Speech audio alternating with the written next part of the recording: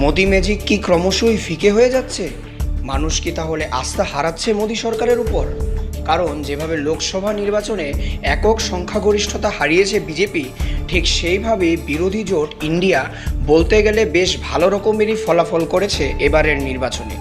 এদিকে তৃতীয় এনডিএ সরকার ক্ষমতায় আসার পরপরই কাঞ্চনজঙ্ঘা এক্সপ্রেসের দুর্ঘটনা, নিট ও নেট নিয়ে বড়সড় কেলেঙ্কারির খবর ছড়িয়ে পড়তেই বিরোধীরা এক প্রকার তৃতীয় এনডিএ সরকারকে প্রশ্নবাণে কোণঠাসা করছে, যার ফলাফল ইতিমধ্যে অষ্টাদশ লোকসভার অধিবেশনে চোখে পড়েছে।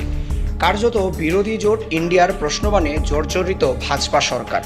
তবে একটা কথা না বললেই নয়, যেভাবে বর্তমান কেন্দ্রীয় সরকার একের পর এক প্রশ্নবাণের মুখোমুখি, তাতে করে আগামীতে সরকার টিকিয়ে রাখাই কি দায় হয়ে উঠবে, নাকি ফের অর্থ কিংবা বাহুবলের জোরে নয়তোবা ভোট সন্ত্রাস থেকে শুরু করে ভোট চুরি করে সরকার গড়বে ভাজপা?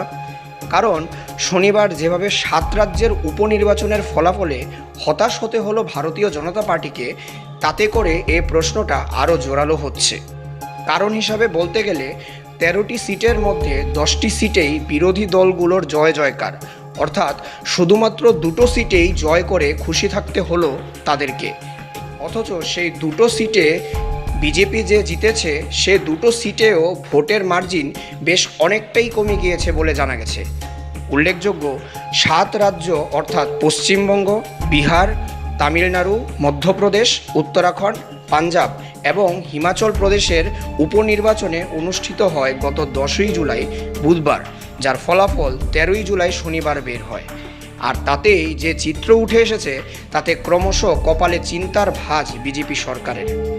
জানা গেছে পশ্চিমবঙ্গের সবকটি আসনেই সবুজের জয় জয়কার।